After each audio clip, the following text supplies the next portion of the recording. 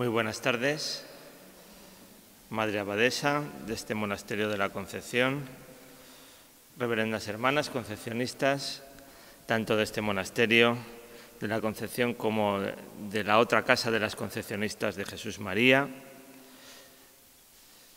Queridos amigos, muchas gracias por su asistencia. Conmemorar, celebrar un centenario, traer al presente un acontecimiento del pasado, para un historiador es una ocasión de conocimiento, de saber, de analizar situaciones que han influido a un colectivo más o menos amplio. ¿Le oyen bien, verdad, del fondo?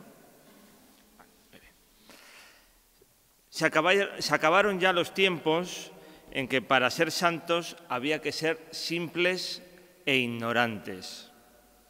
La fe fundamentada y cimentada en el conocimiento, ese diálogo entre la fe y la razón, permite una fe fuerte, sólida, efectiva, que sabe comunicarse y derramarse a los demás. Por tanto, cuando un monasterio cumple 500 años, lo primero que tiene que hacer es efectivamente preguntarse cuál ha sido su trayectoria durante los 5 siglos anteriores. En el proceso de renovación de la Iglesia en Castilla, en la vida religiosa del siglo XV, desempeñó un papel muy importante la que hoy conocemos como Santa Beatriz de Silva y la nueva orden de las concepcionistas franciscanas. Beatriz de Silva, para que quede claro, fue una mujer adelantada a su tiempo, forjadora de una nueva espiritualidad y de un modo nuevo de acercarse a Dios, sobre todo siendo mujer, imitando a María en el ministerio de la Concepción Inmaculada. Una de las que mejor conoce a Beatriz de Silva, para mi gusto y mi parecer, es Marimar Graña, profesora de la Universidad Pontificia de Comillas. Y nos dice que es una de las mujeres más famosas del reinado de Isabel la Católica. Sus orígenes se encontraban en una familia portuguesa en un momento de máxima conexión entre Portugal y Castilla. No conocemos la fecha de su nacimiento, podemos intuirla, pero sí su integración en el séquito que se puso en marcha para acompañar a la reina Isabel de Portugal, la que habría de ser segunda esposa de Juan II de Castilla. De aquel matrimonio habrían de nacer los príncipes Juan e Isabel de Trastámara, esta última futura reina Isabel la Católica. Cuando se abordó la vida de Beatriz de Silva, se trató en las hagiografías, en aquellos hechos sobrenaturales, de aquellos hechos milagrosos que jalonaban las vidas de los santos. No quiero yo decir que las hagiografías no sean útiles, son muy útiles, pero hoy en día a los historiadores se nos quedaría muy corto analizar una figura de un santo desde un estadio precientífico. Bueno, pues en aquellas hagiografías se ponía mucho interés en ese acontecimiento en el cual Beatriz de Silva es encerrada dentro de un baúl, quizás dentro de una habitación muy pequeña, porque la reina Isabel de Portugal sentía celos hacia su presencia y su atractivo, y que allí estuvo encerrada durante 3 días. En el fondo lo que nos quiere decir es que la situación de Beatriz de Silva era una situación incómoda en aquella corte, donde la cuestión sucesoria de Castilla se planteaba de forma prioritaria.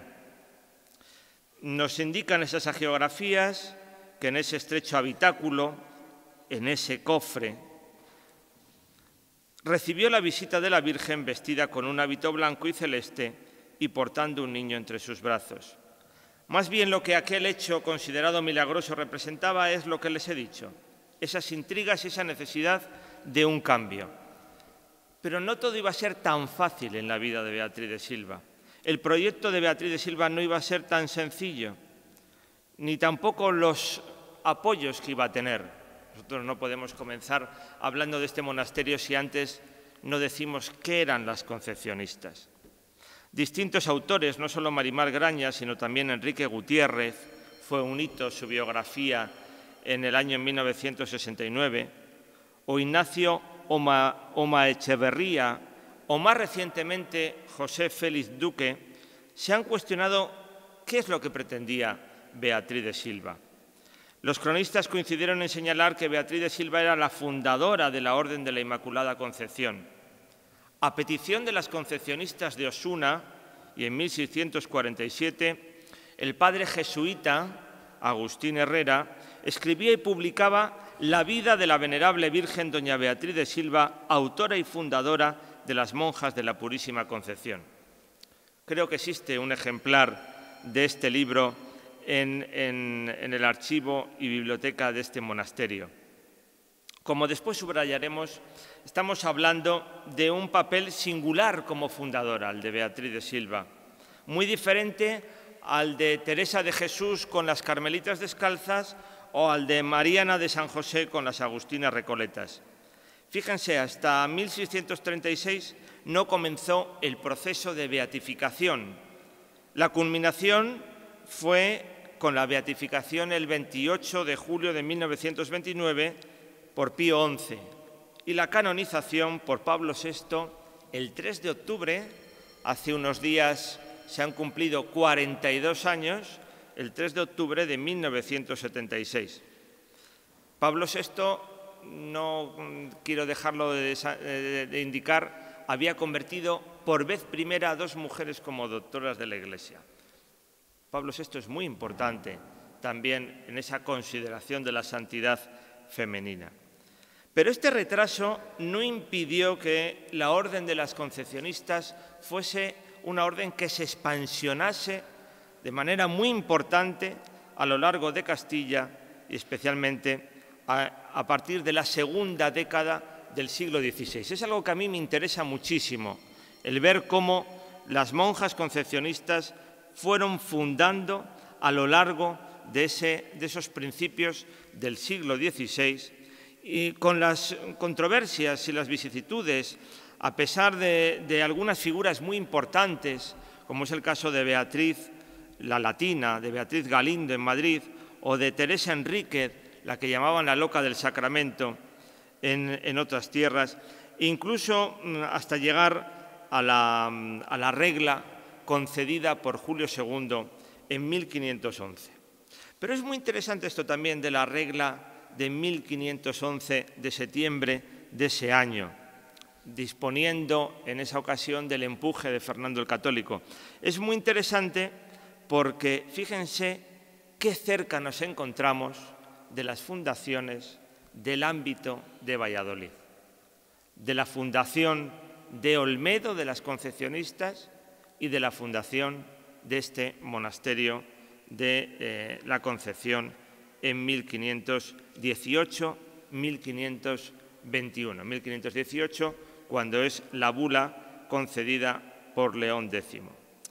En todo esto, y yo no me quiero alargar, aunque de algunas cosas de estas sí que había también escrito en mis notas, en todo esto está el debate del proyecto espiritual de Beatriz de Silva. ¿Cuál era ese proyecto espiritual de Beatriz de Silva? ¿Qué papel podían tener o qué papel tuvieron después los franciscanos? ¿Hasta qué punto era un proyecto en que se produjese una tutela masculina? Era inconcebible que una regla en aquellos momentos fuese elaborada por una mujer. Por eso les he dicho al principio que debemos partir, que después de la prematura muerte de Beatriz de Silva, era un proyecto espiritual realmente de vanguardia.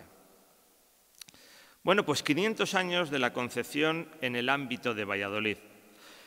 Miren, vamos a tener a lo largo de estos 500 años 4 casas. No podemos abordar solamente la historia de este monasterio, de las pinceladas que demos esta tarde, sin hablar de esas otras casas. Naturalmente, no las 4 estaban en la misma diócesis, porque Olmedo pertenecía a la diócesis de Ávila. Era una pequeña ciudad levítica, Olmedo. Después las 2 casas de Valladolid y Fuensaldaña van a estar dentro de la diócesis de Valladolid. Casi 500 años también ha hecho la Casa de Olmedo, si no hubiese sido cerrada en el año 2004. En este caso, el fundador fue el comendador de la Orden de Santiago, Alonso Patiño. Vamos a tener en Olmedo un comendador de una orden militar como Santiago. Aquí vamos a tener unos nobles muy bien situados, o más bien, un hombre de leyes que después van a ser ennoblecidos, Juan de Figueroa. En el caso de la segunda Casa de Valladolid, Jesús María, vamos a tener un eclesiástico bien situado, y en el caso de la Casa de Fuensaldaña, un conde de Fuensaldaña muy internacional, muy europeo. Bueno, pues en Olmedo, el comendador de la Orden de Santiago, Alonso Patiño, contador mayor de otra reina portuguesa llamada Isabel de Portugal, ¿se acuerdan? Aquella Isabel de Portugal de Beatriz de Silva, es diferente a esta segunda Isabel de Portugal del convento de Olmedo. Esta Isabel de Portugal es la emperatriz, la esposa de Carlos V. Ya se encontraba esta familia dentro del ámbito franciscano cuando se funda Olmedo, porque su esposa, la esposa del comendador, Isabel Velázquez, había sido enterrada en el convento de los franciscanos de Olmedo. Fue el 2 de marzo de 1516 cuando se inició la construcción del monasterio, con facultad y licencia de León X. Es algo que van a compartir, naturalmente, el monasterio de Olmedo de la Concepción y el monasterio de la Concepción de Valladolid. León X, el Papa Medici, un papa muy poco adecuado para los problemas de la Iglesia en aquellos momentos, un papa que no supo hacer frente al gran problema de la Reforma de Lutero, que comenzó como una lucha de escuelas, pero sí que era un papa, un gran mecenas de las artes y que además se lo pasó muy bien leyendo las obras de Erasmo de Rotterdam, más un intelectual renacentista o un humanista renacentista que el hombre que necesitaba en aquellos momentos la Iglesia. Bueno, pero fue el autor de esas dos bulas que aprobaron primero la Concepción de Olmedo, después la Concepción de Valladolid. Hasta la localidad de Olmedo viajaron 6 monjas que procedían de la Concepción de Toledo, donde se había fijado la casa madre y donde finalmente descansaba el cuerpo de Beatriz de Silva, que había tenido un trajín considerable. Eran Eufrasia Meneses, como abadesa, a la cual se la relaciona con Beatriz de Silva, Constanza de Magdalena, Isabel Niño, Francisca de Castañeda, María Niño e Inés Cuello. Las 2 primeras regresaron pronto a Toledo, aunque este claustro se encontraba suficientemente dotado para llegar hasta una treintena de monjas con las rentas de los bienes que el comendador les había asignado, incluso algunas tierras procedentes de o situadas en Jerez de la Frontera. La última de las fundadoras de Olmedo, María Niño, murió en 1570. Una cosa que es interesante, pudieron conocer la construcción de la iglesia, una iglesia construida en mampostería y ladrillo. Observen que después los materiales que vamos a tener para esta iglesia son bien diferentes y para este monasterio van a ser bien diferentes. El comendador pudo dotar bien Olmedo, pero la iglesia que se construyó de la Concepción en Valladolid era mucho mejor. Con los años, en este monasterio de la Concepción de Olmedo se fueron uniendo hasta 4 comunidades franciscanas, especialmente de terciarias e isabeles, aunque en tiempos mucho más recientes. Naturalmente, Olmedo habría de convertirse en etapa de inicio para nuevas fundaciones. Bueno, Valladolid todavía no era una diócesis propia en 1518-1521, pero es que tenemos que decir que de Olmedo partieron algunas de las monjas que vinieron a instalarse a este convento de la Concepción. Hasta ahora las historias de Valladolid nos han situado la fundación de este monasterio en 1521, pero nosotros estamos celebrando ahora el 5º centenario no porque las monjas las haya apetecido adelantarlo un poco, sino porque la bula del Papa León X, como les decía antes, es precisamente de 1518. Después diremos alguna cosa donde fue promulgada, etc. Bueno, Valladolid entonces tenía pocos conventos de monjas en 1518 todavía. El primer convento, el más antiguo, y que además se conserva en el lugar en el cual fue fundado, es el de las Clarisas. El segundo convento, quizás más antiguo al mismo tiempo que el de las Clarisas, pero fundado fuera del ámbito más urbano de Valladolid, fue el de San Quirce y Santa Julita. Como este segundo, desgraciadamente, ya no existe, podemos seguir diciendo que las Clarisas, Santa Clara de Valladolid, es el convento más antiguo y además en el lugar donde se fundó. No faltaba allí que dijesen que había sido alguna compañera de Santa Clara y porque les daba cosa haber sacado a Santa Clara de Italia. Pero en esto de los monasterios, cuanto más antigua fuese la compañera, pues mucho mejor. Bueno, pero Valladolid era una ciudad levítica y además lo va a seguir siendo a lo largo del siglo XVI, del siglo XVII y del siglo XVIII. He dicho levítica, quiere decir una ciudad conventual. Como Valladolid, también va a ocurrir lo mismo en Madrid, va a ocurrir lo mismo en Toledo, va a ocurrir lo mismo en Sevilla, en Granada. En algunos pequeños ámbitos cercanos a Valladolid, Tordesillas, el propio Olmedo, van a ser pequeñas ciudades levíticas. Les decía, la bula fundacional es de León X, otorgada en Roma junto a San Pedro, en ese año sexto del pontificado, al año siguiente de haber comenzado, unos meses después, porque fue un 5 de julio, unos meses después de que Martín Lutero hubiese iniciado pues esa controversia religiosa que se convirtió finalmente en la Reforma y en el cisma en Occidente. El fundador de este convento no podía ser más característico del Valladolid del siglo XVI. El fundador es un oidor del Tribunal de la Chancillería, Juan de Figueroa, y su esposa María Núñez de Toledo, ubicado en la calle que recibió el nombre de la Concepción, esquina con la calle San Ignacio. Entonces no tenían estos nombres, naturalmente. Faltaba todavía unos años para que los jesuitas viniesen a poblar el Hospital de San Antonio en torno a 1545-47. Como era habitual, el oidor, ¿qué era un oidor? Pues el que oye, el que escucha una declaración para luego juzgar. Es decir, un importante hombre de leyes, cedieron sus casas principales con el fin de establecer el nuevo claustro, el nuevo convento, siendo en aquella primera etapa su iglesia el antiguo zaguán de la casa, que se encontraba enfrente del inexistente, ya llegarán pronto, llegarán los tiempos en que se construya este palacio de Fabionelli de Espinosa y de un hermano suyo que era canónigo de la colegiata llamado Claudio Nelli. Pero entonces había una calle que se llamaba la calle de la Puente, por el puente, no por el futuro padre Lapuente, que a lo mejor le suena, que todavía no había nacido, por cierto, en Valladolid, aunque su familia ya se encontraba instalada.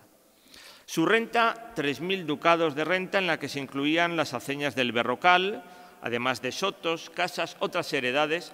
Piensen ustedes que las monjas no salían a predicar, las monjas no eran predicadoras. Los frailes mendicantes tenían sus ingresos a partir de esas limosnas, pero las monjas estaban dentro de un convento. Las rentas venían establecidas a partir de los bienes y a partir del dinero que también prestaban, y que si era un préstamo de carácter público o privado, tenía un nombre diferente. Esto lo hacían todas las instituciones y al mismo tiempo se prestaba y al mismo tiempo se pedía prestado. Era el modo de invertir y de que diesen lugar a unas rentas por esas inversiones. Como también era normal, Juan de Figueroa y su esposa pusieron condiciones para el desarrollo de su convivencia con el convento. Condiciones como la de establecer el nombramiento de 13 religiosas sin dote. Esto también era un medio de ingreso dentro de los conventos. La posibilidad de que las esposas de los que poseían el patronato, la familia Figueroa, pudiesen entrar dentro de la clausura en 4 ocasiones a lo largo del año. Bueno, esto de la relación entre los patronos y las monjas o los frailes, esto siempre producía sus problemas, ¿no?, y sus controversias, porque unas eran celosas de su clausura, una clausura cada vez mayor porque estamos en vísperas del Concilio de Trento, y los otros porque les gustaba mucho jugar a ser santos y entrar en esas clausuras que producían en aquellos momentos una real fascinación. En realidad, Juan de Figueroa y su esposa carecían de descendientes directos. Esto era muy habitual, que un matrimonio sin descendientes directos buscase el modo de invertir en la salvación de su alma, que eso era un negocio realmente importante. Y el patronato pasó a su sobrino Fernando de Figueroa, al hijo de este, llamado Juan de Figueroa, regidor de Valladolid, es decir, un hombre del municipio, a su descendiente, Antonia de Figueroa y Leiva, casada con Sancho de Tobar y Sandoval, octavo señor de la Tierra de la Reina y Villamartín. Ya nos vamos encontrando algunos nobles. Siendo este caballero gobernador del Principado de Asturias, el último capitán de guerra que ocupó este oficio, murió Antonio de Figueroa, descendiente directa del fundador, y se trasladó su cuerpo a este convento, situando su sepulcro en un nicho de la iglesia en la pared del lado del Evangelio. Ven que esta es una iglesia de nave única, por eso decimos del lado del Evangelio. La sucedió en el patronato del convento su hijo Juan de Tobar, que ya era caballero de la Orden de Santiago y gentilhombre de la boca de su majestad el rey Felipe IV. Ya estamos en el siglo XVII. Y después, con el hijo de Felipe IV, Carlos II, llegará a convertirse el patrono de esta iglesia en marqués de la villa de Valverde de la Sierra. Ya tenemos ennoblecidos a los descendientes de aquel Juan de Figueroa. Y sus casas principales enfrente del antiguo colegio de San Ignacio, hoy iglesia parroquial de San Miguel y San Julián. Vean aquí la gran concentración que nos vamos a encontrar de diferentes casas, los jesuitas, las concepcionistas, muy pronto en el siglo XVII las brígidas, San Pablo, las brígidas también en un convento, en un antiguo palacio, en este caso de un abogado de la Chancillería. Y si bajamos, las dominicas de Santa Catalina de Siena, que era un convento más antiguo que este, de 1488, las Isabeles, terciarias franciscanas, y las cistercienses, cuando se establecen en San Quirce y San Julián, cerca de los trinitarios descalzos. Es decir, estamos en el cogollo, en el corazón del Valladolid levítico. Bueno, y podríamos seguir hablando de los sucesores en el siglo XVIII, porque les tenemos perfectamente documentados.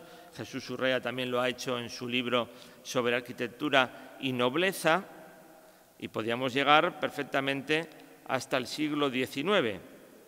Bueno, yo por curiosidad también tengo por aquí apuntados que actualmente existe una marquesa de Valverde de la Sierra. Luego hablaremos un poquito de esto porque hay un momento en que vuelven a ser muy importantes en este convento. Como pueden ustedes admirar, la fábrica de su iglesia, pues es una fábrica que recuerda un tanto, es más pequeño, al convento de Santa Clara de Valladolid, donde a lo largo del tiempo han estado presentes las armas de los Figueroa y después sustituidas por las de sus descendientes, los marqueses de Valverde de la Sierra. No solamente eso, sino que hoy nos encontramos muy desnuda la iglesia, pero hace unas décadas todavía Martín Monzó, como veremos a continuación, va a encontrarse algunas capillas laterales en esta iglesia. Los dos coros, por supuesto, ese frente del coro alto tan bello y en el cual nos encontramos también quién hizo esta iglesia, porque, como siempre, no se trataba de dar el dinero, sino que pasase a perpetuidad quién había entregado ese dinero. Esta obra y monasterio de Nuestra Señora hicieron Juan de Figueroa, regidor, y se ve que ahí en el cartel desapareció el nombre de María Núñez de Toledo. Bien, pues José Martín Monzó, esto sí que me ha interesado y me interesa señalárselo, en una historia sobre el arte vallisoletano, publicada a finales del siglo XIX, documentaba que en la iglesia había una pequeña capilla con pinturas de un italiano llamado Rabullate, y era la capilla de un genovés. No era extraño encontrarnos genoveses en el Valladolid de la primera mitad del siglo XVI. En este caso era un hombre de negocios, Francisco o Francesco Lomelin, y era el patrono de la capilla y había un retrato de ese patrono de la capilla. Así pues, la historia del monasterio, con sus patronos, con sus encuentros y desencuentros con esos patronazgos, pues desarrolló el siglo de la construcción de este monasterio, del siglo XVI. No solamente era esta iglesia, sino es el maravilloso claustro que yo he tenido alguna vez la ocasión de visitar, y el mantenimiento de las monjas que aquí vivían y de la comunidad. Por si luego se me olvida, en torno a mediados del siglo XVII, 24 monjas nos encontramos en este convento. Bueno, pues esas monjas había que mantenerlas, naturalmente. Y para todo eso, normalmente los protectores o procedían de la baja nobleza, o de las clases urbanas, o de los hombres de negocio, o de la alta clase de los artesanos. Con esas dotes, que por ejemplo Bartolomé Benassar nos ha dicho que las dotes de las monjas en este Valladolid del siglo XVI, las monjas del coro o velo negro, pues entre los 12.100 reales de vellón hasta un mínimo de 6.600. Y si ya eran de velo blanco, 3.300 a 2.200.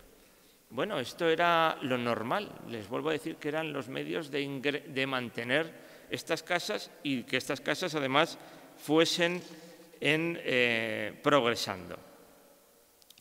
Lo cierto es que en Valladolid no se va a quedar como el único convento de las concepcionistas, sino que nos encontramos un segundo convento de concepcionistas bajo la advocación de Jesús María, el misterio del preservador y la preservada. Se estableció en un espacio sacralizado diferente. Como ven, este estaba en el cogollo del Valladolid conventual, y el nuevo convento de concepcionistas de Jesús María va a estar en el ámbito del Campo Grande, donde la disposición de conventos era continuada, desde los agustinos recoletos, Acera Recoletos, después las dominicas del Corpus Christi, las concepcionistas de Jesús María, los capuchinos, allí se van a establecer los agustinos filipinos más tarde, los carmelitas calzados, que ya estaban en Valladolid a mediados del siglo XVI, cuando hace 500 años vino, hace 450. Hace 450 años vino Teresa de Jesús a Valladolid. Ya las décadas de las monjas y las fundaciones se le mueven un poco en la cabeza. ¿Quién es el fundador de este segundo convento No son los Figueroa. Es una figura muy interesante, el licenciado Alonso de Guevara, un comendador en Olmedo, un oidor en la Concepción, un eclesiástico, que algunas fuentes nos dicen que es canónigo en Oviedo, y que tenía una relación muy importante con algunas de las instituciones asistenciales de Valladolid, el Colegio de Niñas Huérfanas, el Hospital de la Consolación, los Cofrades de la Consolación, con los que algunas veces se llevaba muy mal, y finalmente la creación de ese convento, bula de Gregorio XIII en 1582 y el comienzo en 1583. Es muy importante esta relación. Primero, siempre va a tener que ser importante, no podemos hablar de un monasterio en una ciudad y si hay otro de la misma orden, no mencionar las relaciones. Pero aquí nos vamos a encontrar una figura que las hermanas de Jesús María saben muy bien, que a mí me interesaría mucho encontrar más datos de ella, que es la primera abadesa que va a estar en Jesús María, pero que procede de este monasterio de la Concepción, que es María de Acosta. Los Acosta, pues podríamos hablar de los Acosta en relación con una familia gallega, portuguesa. Les podríamos poner en relación con un obispo de Osma, pero según Lopetegui, María de Acosta podía ser hermana de 5 jesuitas medinenses, entre ellos el padre José de Acosta, que fue tan famoso en el comienzo de la provincia de los jesuitas en Perú. Si María de Acosta pertenece a esa familia, su padre era un hombre de negocios de Medina del Campo, Antonio de Acosta. Su madre en un momento se quiere meter en un convento y el padre se quiere meter jesuita, aquellos afanes de la sacralización. Bueno, pues sería muy interesante estudiar esta figura, como les digo. Una figura que no se va a quedar solamente ni siquiera en la Concepción y en Jesús María, sino que también va a ser importante en los inicios de otro convento de Valladolid, que es el convento de Portaceli, antes de que ese convento de Portaceli se convierta en convento de dominicas bajo el patronato de Rodrigo Calderón. Virtuosísima mujer, así la califican a esta primera abadesa de Jesús María, que sale de aquí, de la Concepción del Oidor Figueroa, y que se une a otras monjas que también vienen de otros conventos. En Jesús María sí que hay, el patronato es insuficiente y tendrán que comprar un nuevo patronato en el siglo XVII. Y todavía nos queda otro convento que, fíjense, curiosamente, las monjas no van a venir de Valladolid. Las monjas de Fuensaldaña, las concepcionistas de Fuensaldaña, ni salen de la Concepción de Valladolid, ni salen de Jesús María. Ahí es una iniciativa de Alonso Pérez de Vivero, el conde de Fuensaldaña, que es un hombre muy internacional, caballero de Alcántara, comendador de Moratalla, en la Orden de Santiago, capitán de la Infantería Española, gobernador y capitán general del Milanesado, embajador de Francia en el último año de su vida. Estamos hablando de mediados del siglo XVII.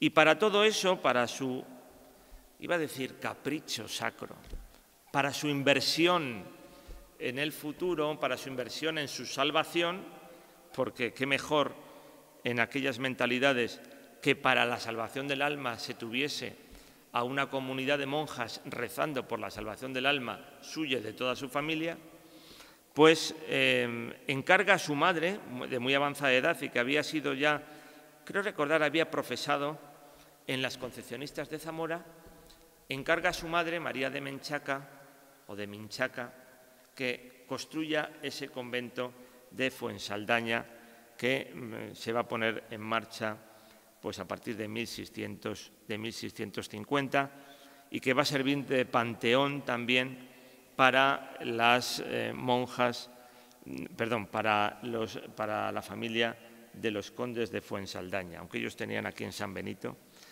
su propia capilla. Su madre tomará el nombre de María de Jesús, homónima de aquella otra concepcionista llamada María de Jesús de Ágreda, confidente de Felipe IV. Para que vean ustedes el papel que tienen las concepcionistas a lo largo de estos siglos XVI, XVII y XVIII.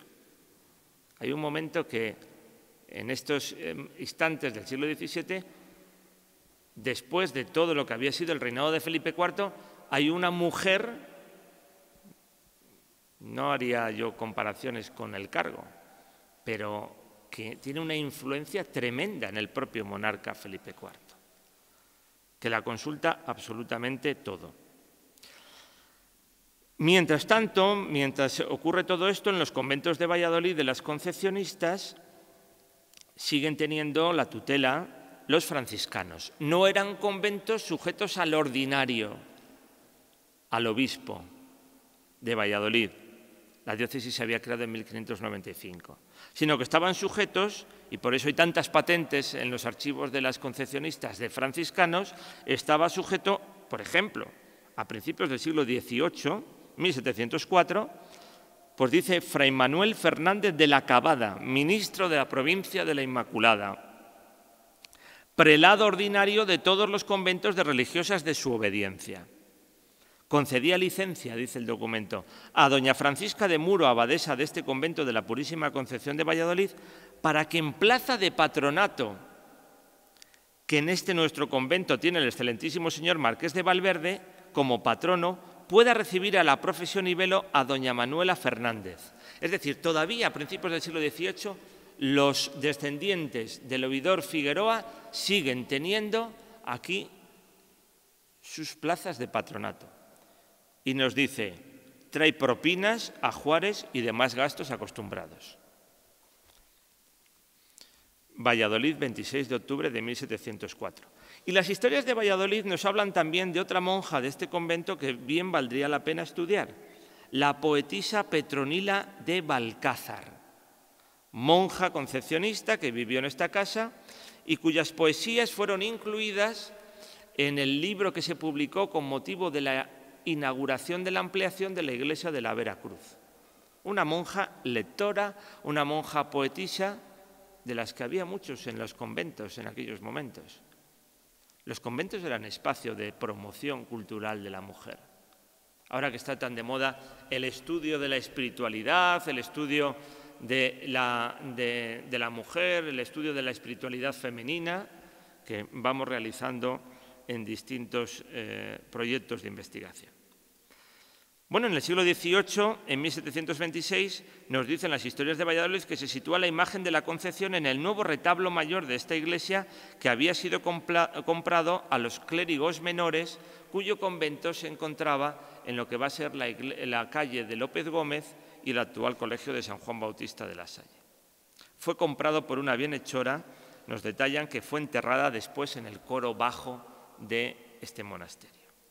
Y el siglo XIX es el siglo de las desamortizaciones y exclaustraciones.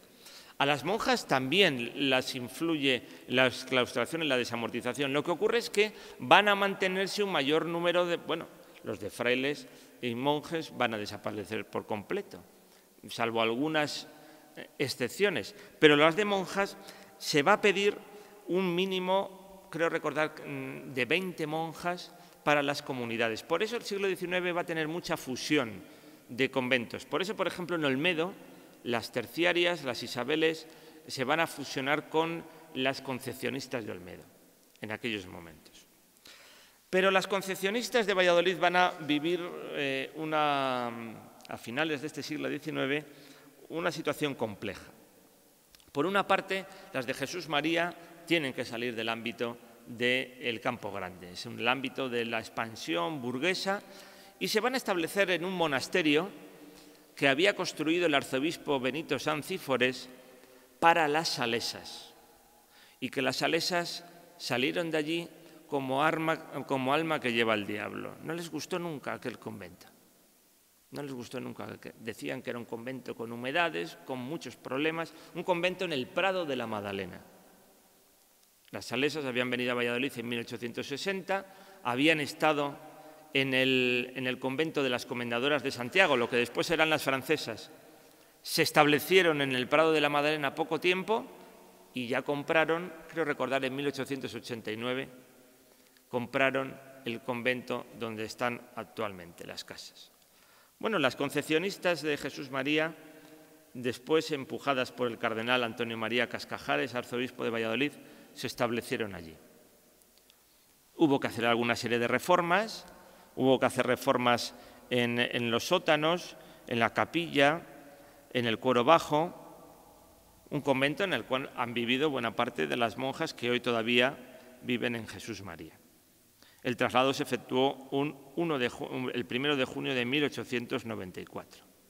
Pero he aquí que este convento de la Concepción se encontraba en un estado realmente calamitoso como edificio.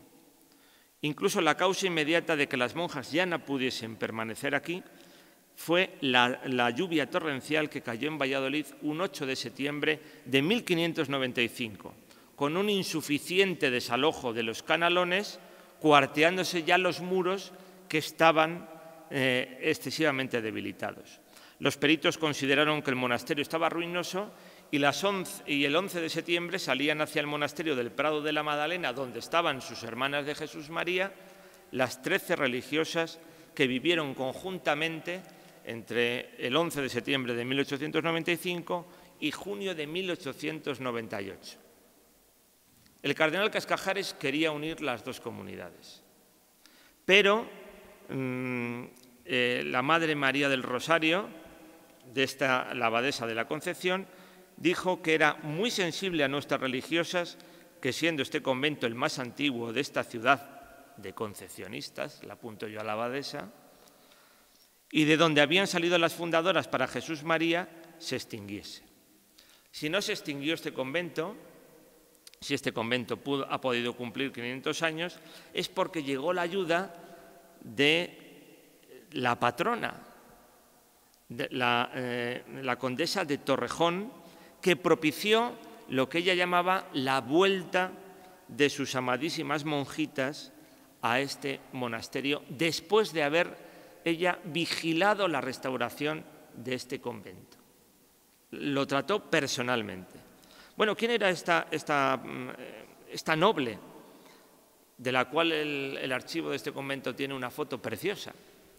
Bueno, Teresa Rita Samaniego y Lasus es la 13 condesa de Torrejón, el Rubio, así era el título, 9ª marquesa de Tejada de San Llorente y grande de España, que vivió por espacio de 62 años, que se casó con un diputado y con un senador y que después de su muerte, murió sin hijos, en 1902, dejó encomendado a un testamentario que se encargase de cuidar este monasterio, Antonio Arango, hasta que éste falleció en 1931.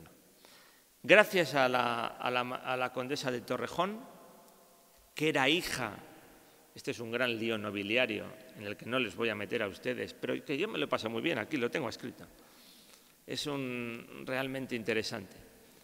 Era hija del 5º marqués de Valverde de la Sierra, es decir, de un descendiente de Juan de Figueroa. Ella era descendiente de Juan de Figueroa. Ella fue condesa de Torrejón y su hermano fue marqués de Valverde de la Sierra. Y hoy en día pasa exactamente lo mismo. Hoy son 2 hermanos, bueno, el matrimonio está compuesto por más personas, pero si tengo aquí los datos por curiosidad y por si las monjas les quieren escribir. Siempre está bien marear a los patronos. El 19 conde de Torrejón es Manuel Vázquez de Parga y Andrade, tiene actualmente 60 años, y la 11ª marquesa de Valverde de la Sierra, la 11ª marquesa de Valverde de la Sierra, es su hermana Irene María Vázquez de Parga y Andrade. Bueno, es decir, son títulos que se mantienen y descendientes de los fundadores originales. Claro, en todo esto, y ya llevo 45 minutos hablándoles, no ha aparecido la monja más importante de este monasterio, porque a mí me puede gustar mucho María de Acosta. Me puede parecer muy interesante aquella madre Petronila, poetisa en el siglo XVII. Pero si hay una monja importante en este monasterio, pues es la hermana y posteriormente madre María Ángeles Sorazo, que vivió aquella situación del Prado de la Madalena. Aquella situación del Prado de la Madalena para ella nos dice que en algún momento ya era vasca, ella era había nacido en el País Vasco. Ya en su momento, en una conferencia que a este monasterio organizó, les dije que hubo muchos vascos en la iglesia de Valladolid en aquellos instantes. Bueno, pues ella afirma que en aquel monasterio del Prado de la Madalena, a pesar de sus humildades, pudo leer por vez primera el Evangelio en castellano. Después otros libros, y entonces nos hablará del mundo de la lectura. La Madre Sorazu es una de las grandes místicas del mundo de la espiritualidad, y especialmente en un tiempo de transición del siglo XIX al siglo XX. Ella nace en 1873 y muere en 1921. Tampoco es el objeto de esta conferencia el destacar los puntos, el hacer una biografía de esta monja tan interesante, que por otra parte pues estamos también sacando de los archivos algunos documentos de la misma. Lo cierto es que se encuentra con, si antes había existido una dificultad de carácter material en este monasterio, después podía existir una dificultad de carácter humano. La Madre Sorazu, como abadesa, va a ser una gran reformadora de la vida espiritual de esta casa. Y va a propiciar una multiplicación del número de las hermanas. Hombre, con ciertos matices. No piensen que antes de la Madre Sorazu no había monjas y después se multiplicaron como las estrellas del cielo.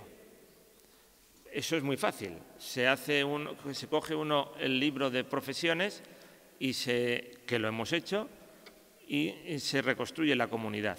Ella lo multiplicó de forma muy destacada. Y además el grupo de monjas que la va a elegir como abadesa la eligió a la tercera. Porque bueno, ella entró primero como cantora, el problema de la dote, y después no tenía la edad suficiente para poder ser abadesa. Y finalmente lo fue. Lo fue ya en los primeros momentos del siglo XX, y lo va a seguir siendo en elecciones posteriores, en los siguientes trienios, en 1907, en 1910, en 1913, en 1917 y en 1920. La expresión de la Madre Sorazu de su vida espiritual, no solamente desde el punto de vista de lo literario, en la llamada autobiografía, sino también desde el punto de vista plástico. Se me había olvidado decirles antes, ella que vivió, cuando salieron las monjas de aquí en 1895, un detalle muy bonito, muy personal. Cómo besó cada rincón de la celda que nunca creía que iba a abandonar. Cuando veían que, claro, que el agua se llevaba por delante este monasterio, las humedades. Luego después van a venir esos cimientos, como les digo, humanos. Por aquí tengo los datos. Es una figura que está en proceso de beatificación y que ojalá lo alcance pronto. Entraron, aquí tengo esos datos, entre 1894 y 1892 y 1904 entraron 7 monjas en este convento. A partir de 1904 y hasta 1921, en que la Madre Sorazu es abadesa, 19. Buena parte de ellas castellanas, casi todas entre los 20 y los 30 años. Desgraciadamente, algunas se la murieron prematuramente, cuando las enfermedades pulmonares alcanzaron dimensiones epidémicas. Incluso perdió a la maestra de novicias, la que las más jóvenes llamaban la capitana.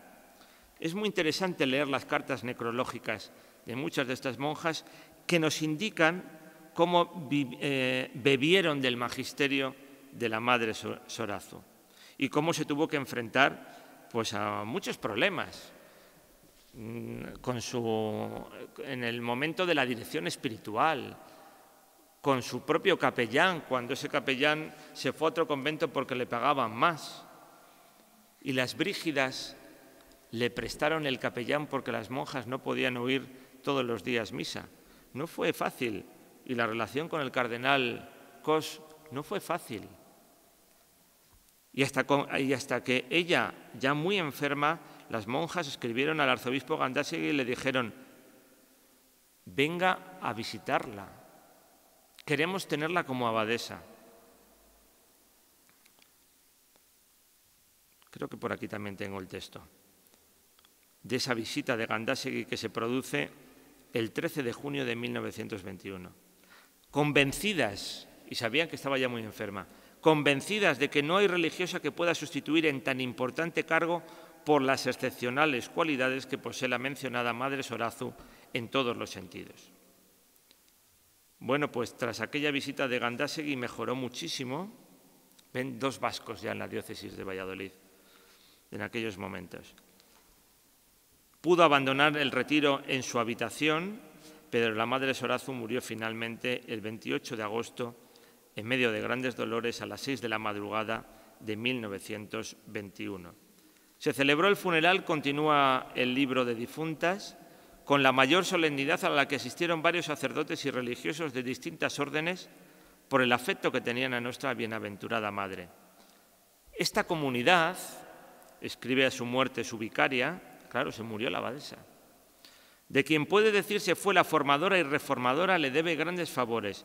Es indecible cuánto ha trabajado en todos los sentidos, económico, disciplinar y personal, y tuvo la dicha de ver aumentarse su rebañito hasta el número de 26 religiosas a quienes comunicó su grande espíritu. Es muy bonito ver la documentación de la Madre Sorazu en el archivo de Curia del Arzobispado. Cómo se preocupa de todo lo pequeño, de la economía, del día a día, del rezar, de esas nuevas devociones, de esa talla que encargan tan bonita de la niña María, de la Virgen María, en la cuna, de esa elección de la abadesa que recae en la Inmaculada y que ocupará al estilo teresiano también el sitial de la Inmaculada, y de sus obras.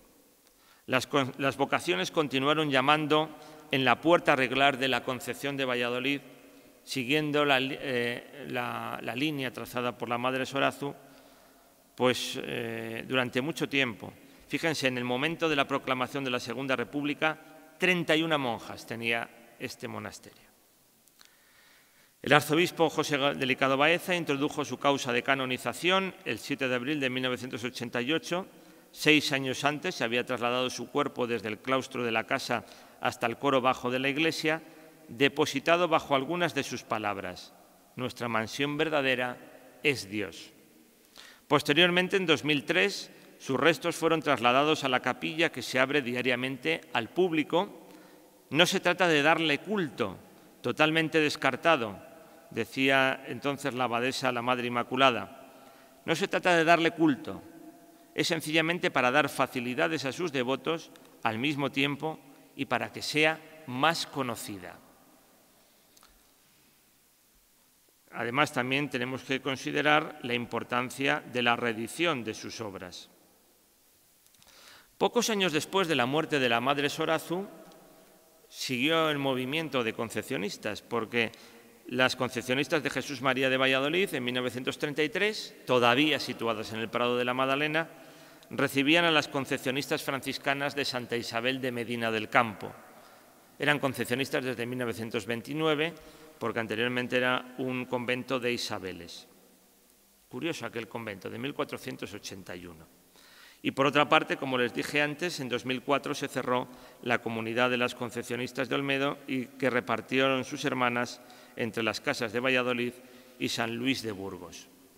Pero también, y ya como conclusión de todo este recorrido, de estos apuntes, no diría yo historia, de estos apuntes, cuando tenemos que hacer la historia de un convento, la tenemos que hacer con muchos más documentos. Pero les insisto, en el tema de las concepcionistas siempre hay que hacerlo con una visión de las 4 casas que están muy juntas. Bueno, pues era muy importante el Concilio Vaticano II, muy importante en la cotidianidad de los monasterios, que lo vivieron de forma muy cercana. Piensen ustedes que en los monasterios existía un Concilio de Trento en el siglo XVI y existió el Concilio Vaticano II del siglo XX. Las nuevas disposiciones obligarán a la elaboración de nuevos documentos de gobierno, de constituciones generales, a la discusión dentro del sistema federal de los monasterios, sin olvidar los documentos que tratan monográficamente de la vida religiosa y de los cuales han existido novedades hasta hace bien poco, porque con el pontificado del Papa Francisco también han llegado nuevos textos. Las concepcionistas de Fuensaldaña también abandonaron su convento para trasladarse posteriormente al Faro y Logroño y fueron sustituidas por las monjas trinitarias que han salido del convento de Fuensaldaña hace poco tiempo, dejando allí, espero que dejando allí, porque esto de los movimientos, de las obras de los monasterios, sabiendo que es un tema muy delicado, no me importa decirlo en público, sabiendo que siempre los monasterios y las monjas dentro de los monasterios tienen que tener altura de miras con respecto a la institución que están cerrando. Ahí hay obras que son muy destacadas para la historia de las concepcionistas en Valladolid. Estoy pensando, por ejemplo, en el retrato funerario de la madre del conde de Fuensaldaña. Ese retrato tiene que estar en Valladolid. Tiene que estar en Valladolid. No hay otro sitio, porque ese es un personaje propio de Valladolid. Concluyo haciendo una mirada no ya a los monasterios de concepcionistas y a este que cumple 500 años, sino a la gloria de Bernini, porque hace 42 años, como les dije, Pablo VI canonizaba a Santa Beatriz de Silva. Hace 42 años canonizaba a Santa Beatriz de Silva. Hace 500 años León X establecía por bula este monasterio. Que dure muchos años su trayectoria y que también pronto veamos la santificación de la Madre Sorazu. Y precisamente esto ocurre en vísperas de que sea canonizado el Papa Pablo VI el próximo 14 de octubre. Un Papa, les repito, que fue tan importante para la consideración de la vida espiritual de las mujeres, que canonizó a Santa Beatriz, que hizo doctoras de la Iglesia a Santa Catalina y a Santa Teresa de Jesús. En el fondo, lo que Pablo VI hizo fue considerar la gran importancia que tiene la vida espiritual de las mujeres, vivida por las mujeres y trazada por las mujeres. Muchas gracias.